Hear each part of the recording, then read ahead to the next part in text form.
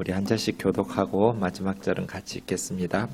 야고보서 3장 1절로 5절입니다. 내 형제들아, 너희는 선생된 우리가 더 큰 심판을 받을 줄 알고 선생이 많이 되지 말라. 우리가 다 실수가 많으니 만일 말에 실수가 없는 자라면 곧 온전한 사람이라 능히 온 몸도 굴레 씌우리라. 우리가 말들의 입에 재갈을 물리는 것은 우리에게 순종하게 하려고 그 온 몸을 제어하는 것이라. 또 배를 보라. 그렇게 크고 광풍에 밀려가는 것들을 지극히 작은 키로써 사공의 뜻대로 운행하나니 같이요. 이와 같이 혀도 작은 지체로되 큰 것을 자랑하도다. 보라, 얼마나 작은 불이 얼마나 많은 나무를 태우는가. 아멘. 오늘과 다음 주는 혀에 대한 말씀을 좀 묵상하도록 하겠습니다. 우리가 앞선 본문에서 2장 14절에서부터 26절까지 세 가지 믿음과 행위에 대한 중요한 내용들을 언급했었습니다. 행함 없는 믿음은 거짓 신앙이다. 믿음은 있는데, 신앙은 있는데 행함이 부족한 게 아니다. 그건 처음부터 가짜다. 그러니까 참된 믿음은 행함이 수반될 수밖에 없다. 행함이 따르지 않는 믿음은 그냥 믿음은 있는데 행함이 없는 정도가 아니라 그건 거짓신앙이라는 거예요. 그래서 행함 없는 믿음은 아무짝에 쓸모없는 신앙이고 그만큼 치명적이다. 얼마만큼 치명적이냐면 2장 14절에 보면 내 형제들아, 만일 사람이 믿음이 있노라 하고 행함이 없으면 무슨 유익이 있으리요? 그 믿음이 능히 자기를 구원하겠느냐? 뭐 다른 문제 아니에요. 복을 받겠느냐? 기도 응답 받겠느냐? 이 정도가 아니라 구원 받겠냐? 이 질문에 대한 대답은 뭐예요? 없다예요. 구원받지도 못하는 믿음이 무슨 의미가 있어요? 구원을 받을 수도 없는 믿음이라면 그건 가짜인 거죠. 이만큼 치명적이에요. 행함 없는 믿음이 구원을 받을 수 없다. 왜? 그건 거짓이니까. 아무짝에 쓸모없는 믿음. 치명적인 착각일 뿐이다. 라고 이야기하는 거죠. 17절, 19절에 보면 행함 없는 믿음은 죽은 믿음이라고. 그냥 그건 시체 같은 거라고. 시체는 아무것도 할 수가 없어요. 그리고 행함 없는 믿음은 귀신 같은 믿음. 귀신도 하나님을 잘 알죠. 그러니까 믿음이라는 것이 하나님을 아는 것, 복음을 아는 것. 귀신은 더 잘 알아요. 사탄은 더 잘 알아요. 그러면 사탄이 하나님을 아니까 또 떨기도 해요. 귀신들이 믿고 떠느니라. 하나님을 믿어요. 알고 믿고 떨기도 해요. 그러면 그 사탄이 구원받아요? 귀신들이 구원을 얻을 수 있어요? 없어요.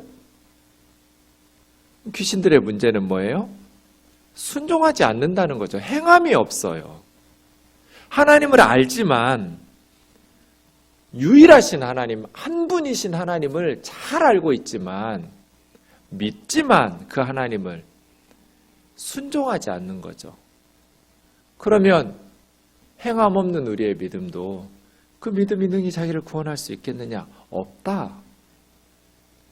그래서 한국 교회가 전하는 이 착각, 치명적 착각이 빠지지 않도록 우리가 야고보서의 말씀들, 신약 성경의 말씀들을 다시 좀 꼼꼼하게 확인하고 점검할 필요가 있어요.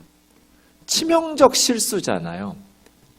신천지에 빠진 사람들 자기들이 구원받는다고 100% 확신해요.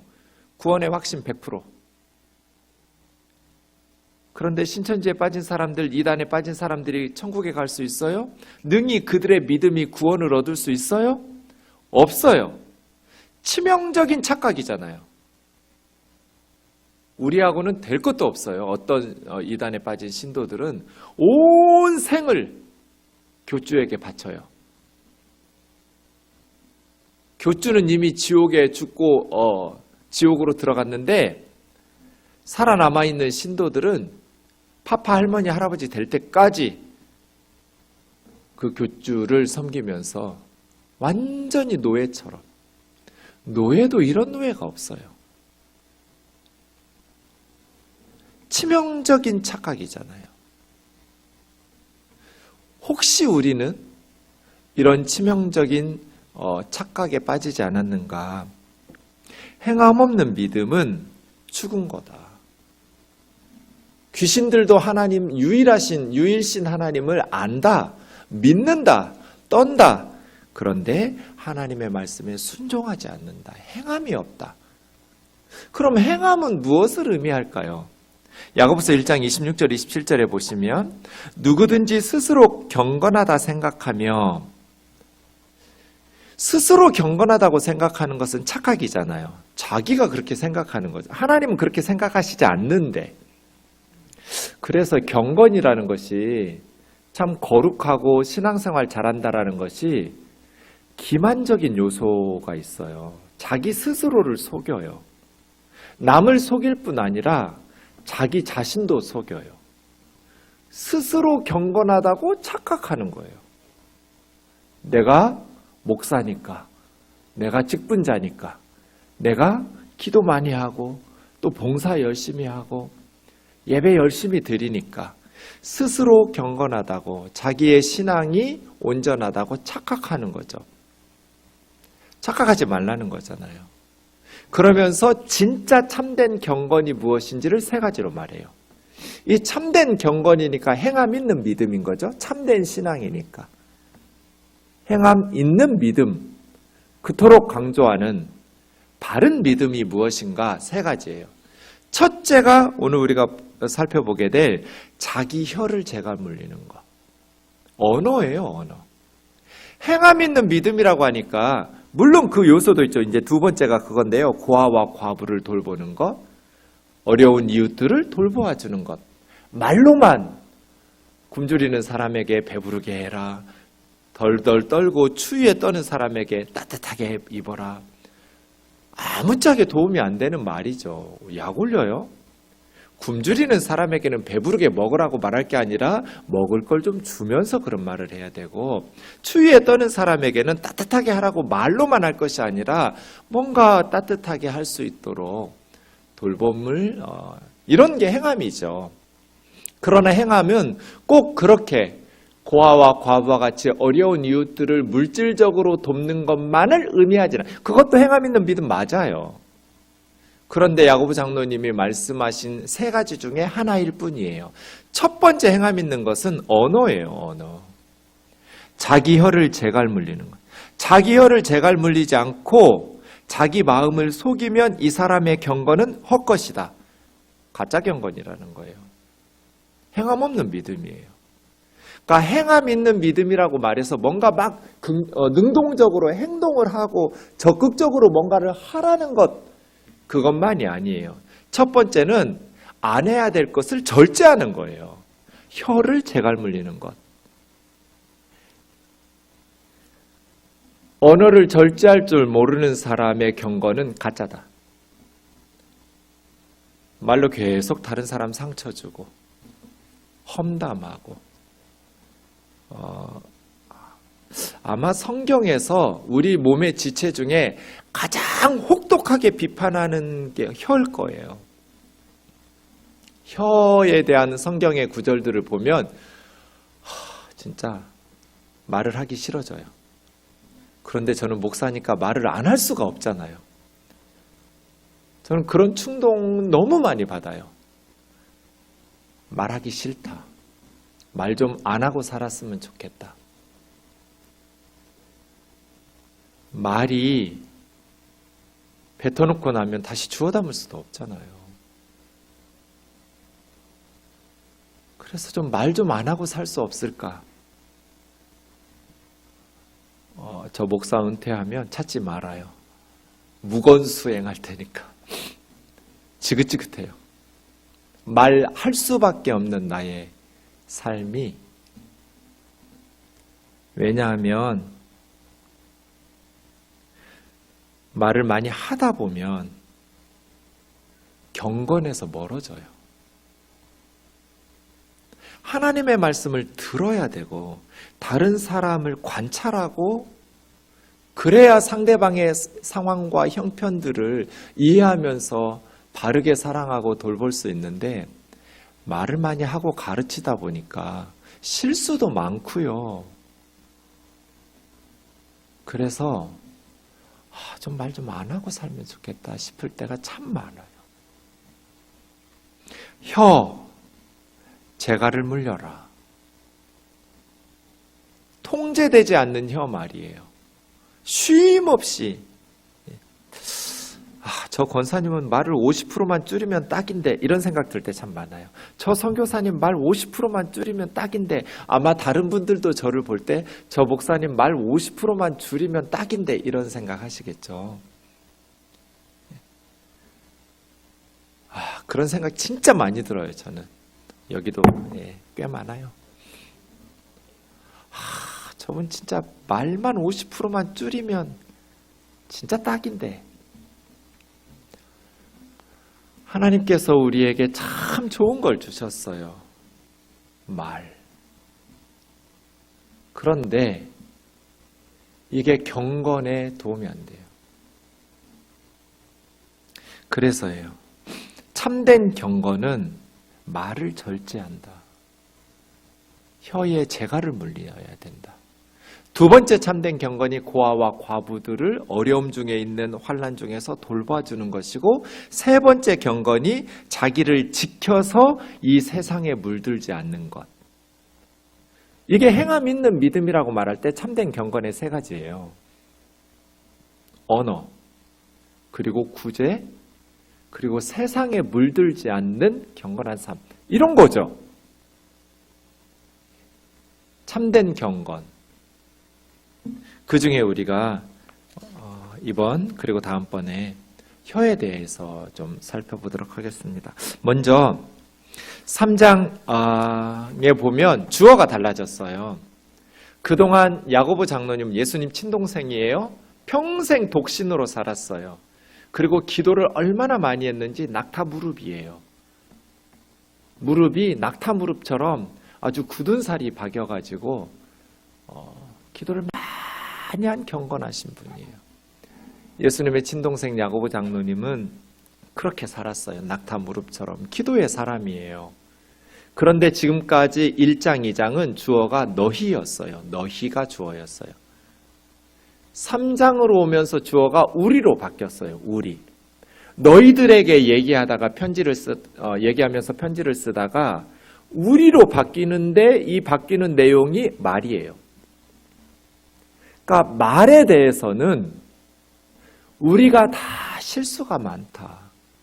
너희만 이게 아니에요. 야고보 장로님인 자신도 실수가 많다는 거예요. 그렇게 주님을 위해서 헌신하면서 독신으로 평생 살다가 돌에 맞아서 순교당했거든요. 예수님의 복음을 위해서 순교당하는 날까지 무릎으로 사신 분이에요. 기도로 사신 낙타무릎이에요. 낙타무릎. 그런데도 말에 실수가 많다. 그렇게 기도 많이 하는 나이지만 우리가 다 실수가 많다. 말에 대해서는 누구도 자신할 수가 없어요. 그런데 만일 말에 실수가 없다면 이 사람은 퍼펙트한 사람.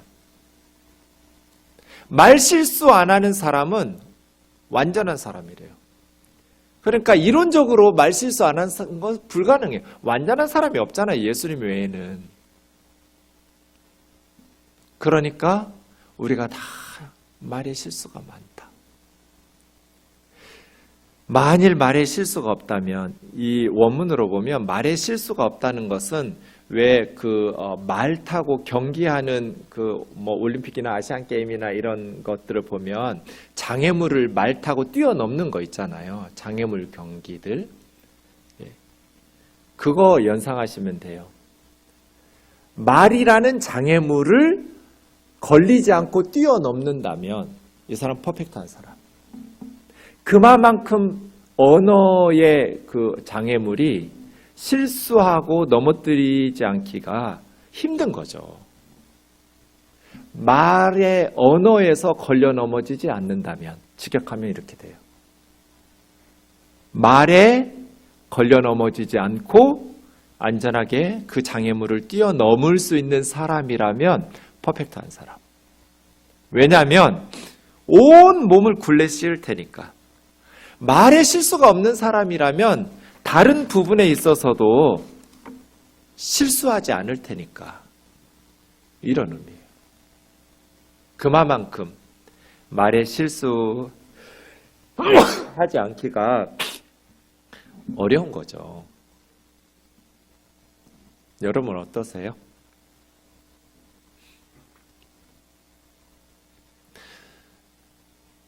그래서 야고보서 3장 1절에서 12절까지 보면 두 가지씩 나와요. 첫 번째는 우리가 혀를 길들여야 하는 이유가 두 가지 나오고요. 두 번째는 혀를 길들일 수 있는 방법이 두 가지가 나와요. 그 중에서 오늘은 1번 하나씩 다룰 거예요. 혀를 길들여야 하는 첫 번째 이유와 혀를 길들일 수 있는 첫 번째 방법. 이렇게. 그리고 다음 주일에 뒷부분 보면서 혀를 길들여야 하는 두 번째 이유와 혀를 길들일 수 있는 두 번째 방법을 제 아내가 늘 그랬거든요. 기도하러 온 사람들한테 설교 길게 하지 말라고. 그래서 짧게 끊어서 우리 기도해야 되니까. 첫 번째 것 보겠어요. 2주간 못 참아. 답답해 죽을 것 같아. 저한테 오시면 가르쳐 드릴게요. 두 번째 것들을. 자, 우선 첫 번째 언어를 절제해야 되고 혀에 재갈을 물려야 되는 첫 번째 이유가 3절에서 5절에 나와 있어요. 우리 좀 같이 읽겠습니다. 다시 한번요. 시작. 우리가 말들의 입에 재갈 물리는 것은 우리에게 순종하게 하려고 그 온몸을 제어하는 것이라. 또 배를 보라. 그렇게 크고 광풍에 밀려가는 것들을 지극히 작은 키로서 사공의 뜻대로 운행하나니 이와 같이 혀도 작은 지체로 돼 큰 것을 자랑하도다. 보라, 얼마나 작은 불이 얼마나 많은 나무를 태우는가. 세 가지 비유를 말하고 있어요. 첫 번째는 말들의 입에 물리는 재갈. 두 번째는 큰 바다에 배들을 모는 키. 세 번째는 많은 나무들을 태우는 작은 불. 이렇게 세 가지 비유인데요. 공통점이 있죠. 이 세 가지가 다 뭐예요? 작은 것이 큰 것을 통제한다. 그렇죠? 말은 수백 킬로그램 나가는 큰 말들, 빠르고 힘도 세고. 그런데 그 빠르고 힘센 말을 유익하게 사용하려면 말을 통제할 수 있어야 하잖아요. 사람이 말을 순종하게 만들 수 있어야 되는데 그 엄청난 사람보다 힘세고 빠른 말을 어떻게 우리가 제어하면서 말들을 순종하게 이용할 수 있어요? 말의 입 안에 재갈 넣죠. 그래서 말이 자기 뜻대로 가고 사람의 주인의 말을 듣지 않으면 고삐를 당겨서 입을 아프게 하니까 재갈을 물려서 말을 순종하게 하죠. 말 입 안에 넣어두는 작은 재갈이 수백 킬로그램 나가는 말들을 통제해요. 우리 혀도 그렇다는 거예요. 작은데 다물고 있으면 보이지도 않는데 온 몸을 통제해요. 말의 입속에 넣어두는 재갈처럼. 두 번째 배도 마찬가지예요. 큰 배를 작은 키로 조정해요. 그래서 그 큰 배가 키가 움직이는 대로 방향을 틀어요. 방향타예요. 우리 혀도 그렇다는 거잖아요. 우리 말하는 대로 인생이 굴러가요. 세 번째, 불도 마찬가지예요. 몇 주씩, 몇 달씩 온 살림을 태우는 그 많은 나무들을 태우는 큰 화재도 작은 불씨로 시작되잖아요. 이 세 가지 비유가 다 작은 것이 큰 일을 행할 수 있다. 우리가 혀를 길들여야 하는 첫 번째 이유는 혀에 가공할 만한 파괴력 때문이에요. 그렇죠? 수백 킬로그램 나가는 말들을 제어하는 재갈처럼 큰 배를 움직이는 작은 키처럼, 많은 나무들과 숲을 태우는 작은 불씨처럼 혀도 작은 거예요. 뭐 혀가 커요? 작아요. 잘 보이지도 않아요, 평소에는. 그런데 엄청난 파괴력을 가지고 있어요.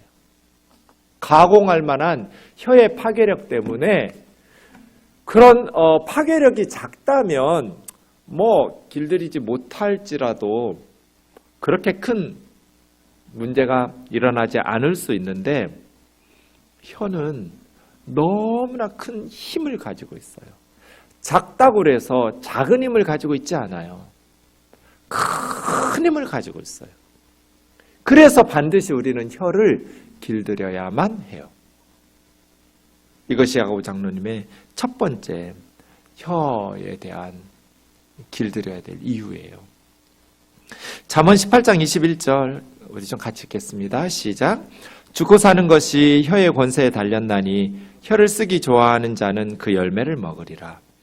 혀에 가공할 만한 파괴력. 죽고 사는 것이 혀의 권세에 달렸대. 쉽게 풀어 쓴 공동번역에 보면 죽고 사는 것이 혀 끝에 달렸으니 혀를 잘 놀려야 잘 먹을 수 있다. 잘 살 수 있다. 그런 뜻이겠죠. 죽고 사는 게 혀의 권세에 달려있어요. 혀의 힘에. 혀 끝에 달려있어요. 잠언 21장 23절 시작. 입과 혀를 지키는 자는 그 영혼을 환난에서 보전하느니라. 공동번역은 입술과 혀를 조심해야 곤경에서 목숨을 건진다. 혀는 가공할 만한 파괴력이 있어요. 그래서 혀를 길들여야 돼요. 너무너무 강한 힘을 가지고 있으니까요. 긍정적으로 말이 사용되면 정말 고마운 말이 돼요. 제 마음속에도 따뜻한 말들이 많이 남아있어요. 20년 전, 30년 전에 들었던 말들이에요. 수십 년 전에 들었던 말인데 말한 사람은 잊었을 거예요. 저에게 말해 주었던 사람들은 자기들이 그런 말을 했는지도 잊어버리고 있을 거예요. 기억하고 있을 수도 있지만 아마. 그런데 들은 제 마음속에는 오랫동안 남아서 그 때를 생각하면 마음이 따뜻해져요. 그런데 어떤 말은 수십 년이 지났는데 잊고 싶어서 기도를 몸부림치면서 해도 지워지지가 않아요. 수십 년 동안 내 마음에 남아서 가시처럼 박혀가지고 자꾸 찔러요. 아프게 해요. 말에 힘이 있죠. 가공할 만한 파괴력이 있어요. 우리가 쏟아낸 말들이 씨앗이 돼서 듣는 사람들의 마음밭에 뿌려지는데, 어떤 말들은 꽃이 피고 열매를 맺으면서 그 사람을 살려내는 힘으로 선한 열매를 맺으면서 자라나는데, 우리가 뱉어냈던 어떤 말들은 아주 아프게 가시가 돼서 사람들을 허물어뜨리기도 하죠. 항상 좋은 말만 하라는 건 아니에요. 때로는 아픈 말도 해야죠. 권면의 말들 해야 되는데 우리의 말이 가공할 만한 파괴력이 있다는 거. 그래서 혀를 길들여야 돼요.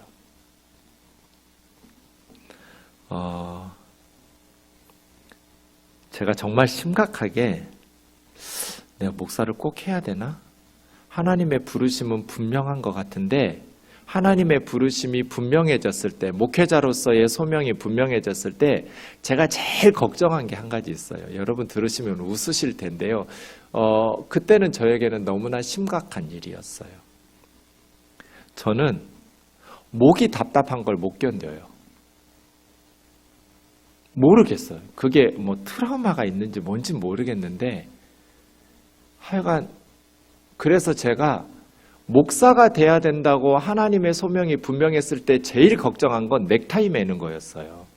목을 졸라야 되잖아요. 이게 저에게는 너무나 큰 문제였어요.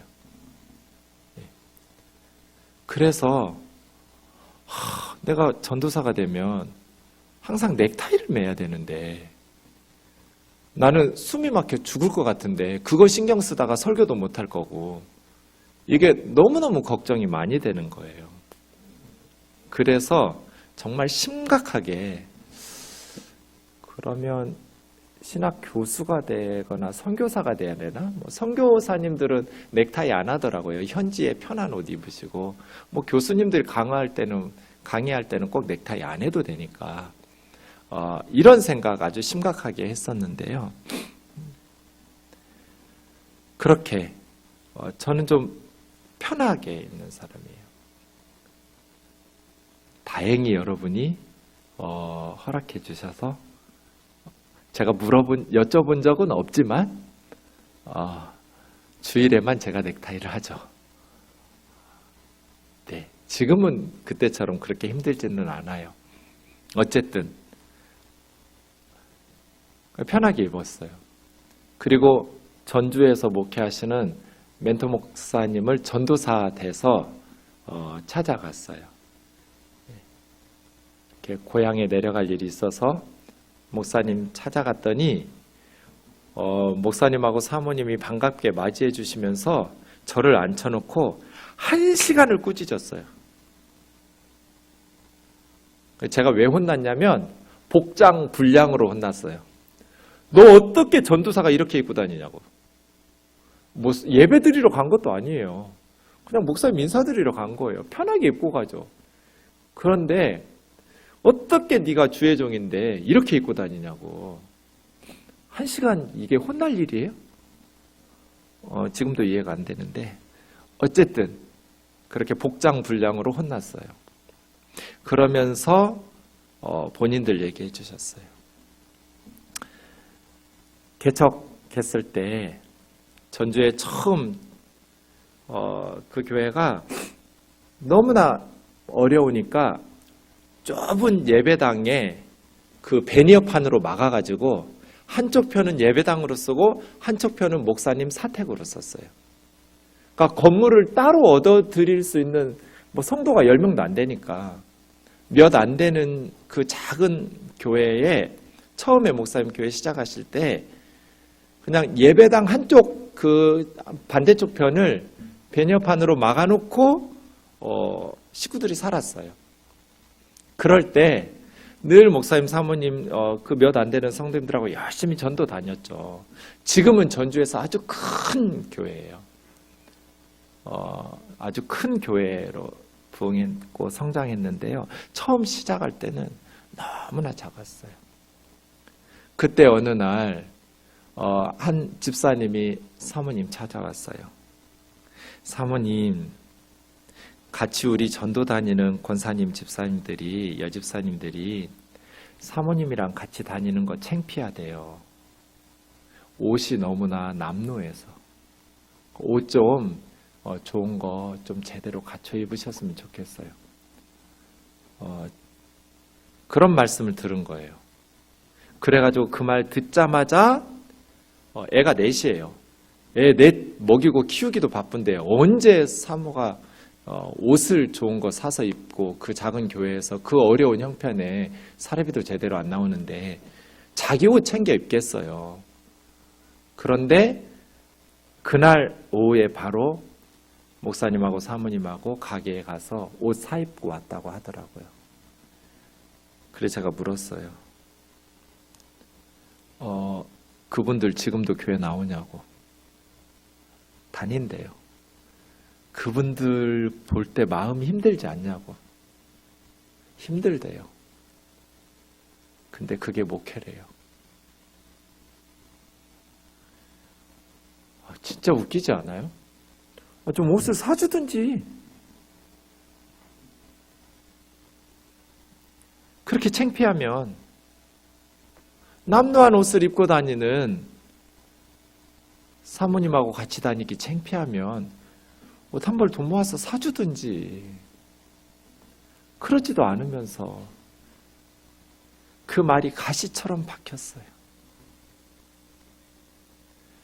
그래서 제자인 제가 전도사 돼서 신학교 입학했다고 학생 같으면 그러지 않으셨을 텐데 전도사가 이렇게 입고 다닌다고 1시간을 꾸중하시더라고요. 그래서 제가 그랬죠. 나는 잘 가르칠 거라고. 그래서 내가 아무렇게나 입고 다녀도 뭐라고 안 할 성도들로 만들 거라고. 걱정하지 말라고. 어떻게 그런 말을 할 수가 있느냐. 같이 다니기 창피하다고. 이게 권사가 할 말이에요? 이 권사들이, 집사들이 할 수십 년씩 신앙생활 하면 뭐예요? 아마 지금도 그 마음의 가시가 뽑히지 않았을 거예요. 혀는 가공할 만한 파괴력이 있어요. 그래서 길들여야 돼요. 아무 말이나 하면 안 돼요. 너무나 아프게 해요. 죽이기도 하고 살리기도 해요. 수많은 사람들이 말 때문에 자살해요. 아무 생각 없이 댓글 달고 아무 생각 없이 비난하고 정죄하고 말하는데 혀에 재갈을 물리지 않는 사람은 자기 스스로를 속이고 그 사람의 경건은 가짜예요. 반드시 성경을 아는 사람이라면 혀에 가공할 만한 파괴력이 있음을 배우고 성경에서 언어를 절제해야 돼요. 그러면 언어를 절제할 수 있는 첫 번째 방법, 우리 1절 보겠어요. 같이요. 시작. 내 형제들아, 너희는 선생된 우리가 더 큰 심판을 받을 줄 알고 선생이 많이 되지 말라. 이게 첫 번째 방법이에요. 혀를 길들이는 첫 번째 방법, 선생이 되지 마라. 선생 되지 말라는 건 뭐예요? 교대 가지 말라는 거예요? 사범대 가지 말라는 거예요? 그럼 애들은 누가 가르쳐요? 그런 의미가 아니겠죠. 선생 되지 말라는 것을 예수님이 잘 가르쳐 주셨어요. 마태복음 23장 2절에서 8절인데요. 서기관과 바리새인들이에요. 서기관과 바리새인들은 모세 자리에 앉아서 가르치는 선생 자리에 앉았다. 그러므로 그들이 말하는 바는 행하고 지키되 그들이 하는 행위는 본받지 마라. 이게 선생 되지 말라는 거예요.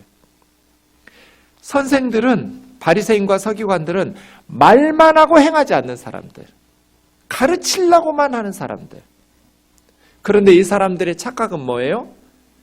아니까 가르치잖아요. 그러니까 자기가 그렇게 행한다고 착각을 해요. 이게 저 같은 목사들의 조심할 점이에요. 성경을 연구해서 알게 됐어요. 그리고 가르쳐요. 그러니까 자기가 그렇게 사는 줄로 착각해요. 아는 거하고 행하는 건 별개의 문제예요. 안다고 해서 우리가 행하는 게 아니에요. 그런데 선생들은 이 바리새인과 서기관들처럼 알고 가르치다 보니까 자기들이 그렇게 사는 줄로 착각을 해요. 그 예수님 눈에는 그들은 말만 하고 행하지 않아요. 말만 하고 행하지 않는 사람들. 4절, 무거운 짐을 묶어서 사람의 어깨에 지우는데 자기는 손가락 하나로도 움직이지 않는 사람들. 남들에게 다 가르치기만 해요. 선생들은 다 시키기만 하죠. 무거운 짐을 어깨에다가, 사람들 어깨에다 올려놓고 자기는 손가락 하나도 움직이지 않아요. 성도들만 일하죠. 목사는 지시만 해요. 손가락 하나도 안 움직여요. 계속해서 섬겨라, 사랑해라, 봉사해라, 헌신해라, 희생해라 말하지만 아무 희생도 없어요. 바리새인과 서기관들은. 한 손가락으로도 움직이려 하지 않는. 그러면서 선생들의 문제는 뭐냐면 5절이에요. 사람에게 보이려고 가르치다 보니까 우리 목사님 정말 경건하신 분이야. 우리 목사님 정말 말씀을 잘 가르치시는 분이야. 이런 찬사를 듣고 싶은 유혹이 있어요. 우리 선생님 최고야. 이런 유혹에 빠져요.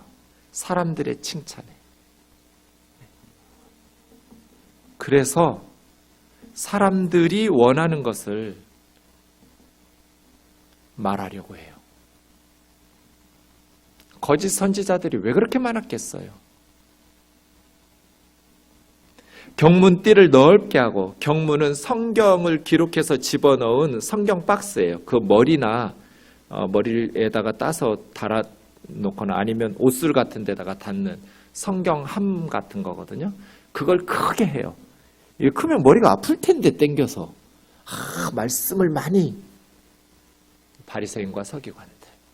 옷술을 길게 하고, 잔치에 가면 윗자리에 앉고, 회당에 가면 높은 자리에 앉고, 7절 시장에 가면 문안을 받고 사람들에게 랍비님 오셨습니까? 칭함받는 것을 좋아하느니라. 그러나 너희는 랍비라 칭함을 받지 마라. 너희 선생은 한 분, 예수 그리스도 뿐이고 성령님 뿐이고 너희는 다 뭐라고요? 형제니라. 형제 자매지. 랍비라 선생이라 칭함받으려고 하지 말라는 거예요. 바리새인과 서기관처럼 살지 말라고 예수님 경고하신 거잖아요. 선생 되지 마라. 가르치려고 좀 하지 마라. 우리 교회에 선생들이 많으면 교회 망해요. 학생들이 많아야 돼요. 배우려는 자세로 인생을 살아야지 남을 가르치려는 자세로 살면 그 교회는 참 피곤해질 거예요. 이것이 혀를 제갈 물리고 길들일 수 있는 첫 번째 방법이에요. 선생 되려고 하지 마라. 가르치려고 하지 마라. 랍비라 칭함 받으려고 하지 마라. 너희는 다 형제니라. 선생들에게 더 큰 심판이 있다는 거잖아요. 가르치는 자니까 주님께서 더 큰 심판을 요구하시겠죠. 그러니까 선생 되지 마라. 어떻게 야고보서 1장 19절과 20절 말씀 보시면 듣기는 속히 하고 말하기는 더디하며 성질도 좀 천천히 내라고. 사람의 성질 내는 것이 하나님의 의를 이루지 못한다. 막 흥분하면서 성질 내지만 천천히. 이것처럼 듣기는 빨리. 어떻게 듣는 걸 빨리 들을 수 있어요? 빨리 들으면 대충 들을 텐데 그게 아니겠죠? 잘 들으려고 하라는 거죠. 잘 듣고. 말하는 것은 천천히. 한 번 더 생각해보고 또 생각해보고. 왜요? 말이 급해버리면 성내기가 쉽잖아요. 그리고 실수하기 쉽잖아요. 그래서 선생 돼서 가르치려고 하지 말고 학생 돼서 많이 들으려고 해라.